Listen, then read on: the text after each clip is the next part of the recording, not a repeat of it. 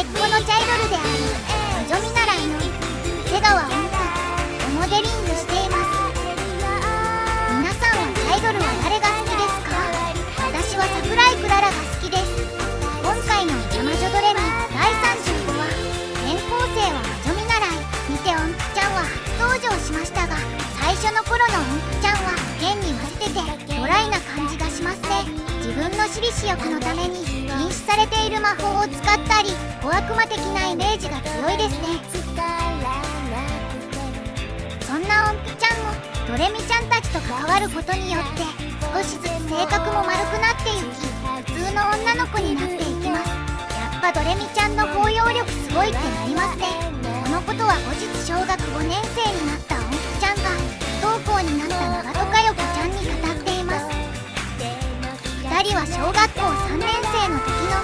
同じ時期に転校してきているのですが、もしもこの時音符ちゃんと佳代子ちゃんが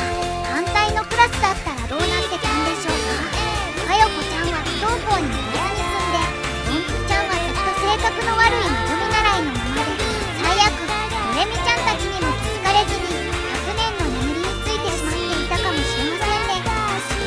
といった感じで今回は瀬川音符をモデリングしてみました。この動画が気に入って